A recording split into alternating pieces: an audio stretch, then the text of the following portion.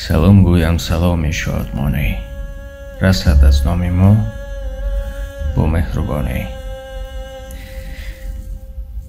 بگذار بردم و بخوبت و تنصیحت باشد. ما در تبوبتگاه هستیم، از این سبب سرچوق و در سرمون تبوبت گرفته ایستادیم.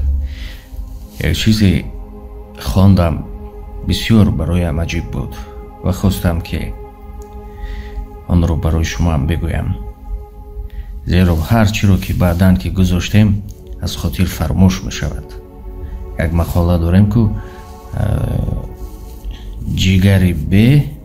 جگری نخت به از گوشتی نسیه بود، چیزی بود، خلاص فهمیدید.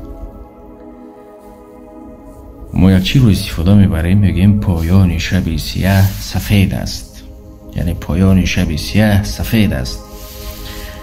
گر صبر کنی زی غوره حلواست. نگاه کنید.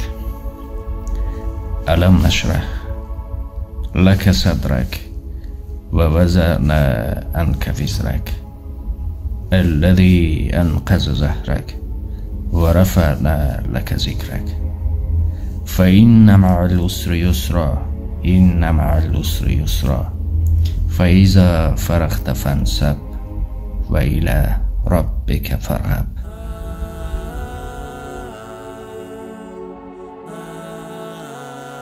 آیا سینه‌ات را برایت نکشادیم و باری گرانت را از پشتت بر نداشتیم؟ باری که بر پشت تو سنگینی میکرد، سنگینی، آیا تو را بلند آوازه نساختیم؟ پس از پی دشواری آسانی است. البته از پی دشواری آسانی است. دو بار تاکید کرد. چون از کار فارغ شوی به عبادت کوش و به پروردگارت رغبت نما. اکثر ما مردم طاقت مصیبت را نداریم. هیچ کسی از ما مصیبت را طاقت نداریم و آماده مصیبت هم نیستیم. آماده نیستیم برای مصیبت. هر مصیبت می بیاد و همین یک مصیبت کوچک دیگر می شکنیم و می ریزیم و از خدا نمی بینیم. یاد دارم که استاد می گفت هر چی می آید به فایده شما است بچم. یعنی هر پروردگار انجینیر ما هست و او خوب می داند برای ما چی لازم است و هر چی که هست امتحان است، باید طاقت کرد. قصه ها بود. یکی شمشیر تیز میکرد پادشاه، در قصه ها میآورد، در بابت مصیبت بود. وقتی انگشت خردیش را برید دستش لغزید و پهلوش وزیر بود، گفت که شاید به خیر باشد. پادشاه غضب‌آلود شد و گفت من انگشت خود را بریدم، تو میگویی به خیر است، برید میگه زندان کنید. باز گفت که شاید به خیر است. وقتی که وزیر رو به زندان بردن، در بین چند مدت گذشت، با درباریانش به شکار رفت. پادشاه شکار میرفتن. ناگه پس یک آهوی شد و خلاص قصه کوتاه راه گم زد و دست مردمان یاوایی افتاد. پادشاه تقدیر شور پادشاه این بود که پگاهان مردم یک جشنواره داشتند که باید کسی را قربانی کنند. قربانی به پای خودش آمد. پس برای پگاه آماده کردن نزد بود. در بعضن فیلم ها میبینیم. بعد گفتند اکنون این را قربانی میکنیم. سردار قبیله گفت کو یک بار نظر کنید یگان نقص نداشته باشد، زیرا اگر نقص داشته باشد قبول نمی شود قربانی ما. به مانندی که ایدی قربانی داریم، یعنی که گوسپند بیمار نباشه یا نقص نداشته باشد، اوها هم همین بود. میبینند که یک انگشتش نیست، میگن سر دید رود قربانی ما قبول نمی شود. سر میدیند پادشاه علاج کرده به منزلش میرسد و اولین فرمان میدید که میگوید وزیر را آزاد کنید.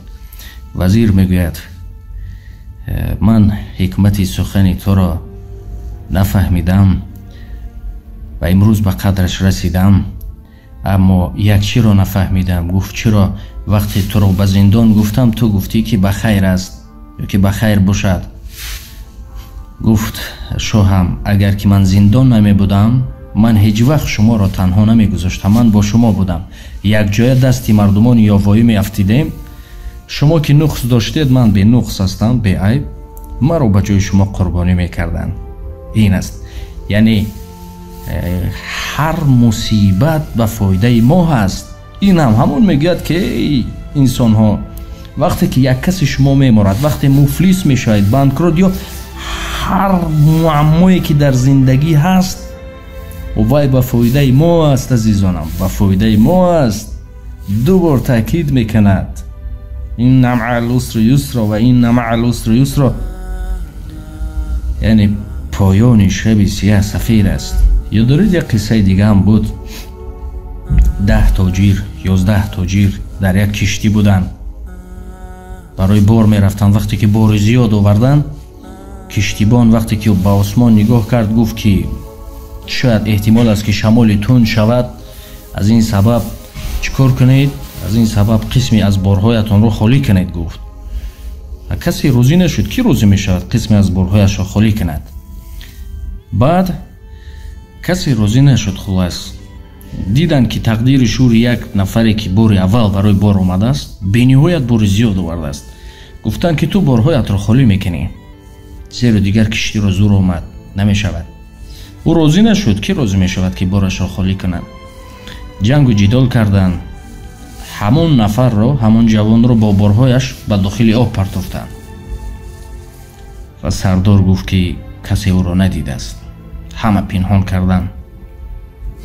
یک چوبی را یافت، علاج کرد، به یک جزیره افتاد. جزیره، یک جزیره که اطراف آب بود، کسی نبود، فقط آب. چیکار کرد؟ از اینجا خواست کمک طلب کنه، از اونجا، اما یگان امید نبود. یک خیمه کرد، یک کپه کرد، در همانجا روزش را گذراند. روزها می گذشت و در مدت چند روز گذشت، یعنی روز در بلندی نشسته بود، ناگاه یک شمال تنده شد یا که من نمیدونم چیزی شد، یک لخچه آمد و همون کلبهش آتش گرفت. باز مصیبت بالایش آمد. از همون بالا دوان فرامد نزدی خیمهش، دید همانجا ایمانش ضعیفی کرد، طاقت مصیبت را نکرد، رو به آسمان کرد و گفت که خدایا از کشتی پایانم کردی، قریب بود که غرق شوم، بارهایم همش زیر آب ماند، یک کلبه داشتم همین را هم آتش زدی. گریه کرد، خودش را به خاک میزد. ناگه همونجا خوابش برد. صدای مردم شد میخیزد که نجات یافته است. وقتی که در کشتی بارش کردن، یکی یادش زد، گفت که ایستید، شما از کجا فهمیدید که من اینجا هستم؟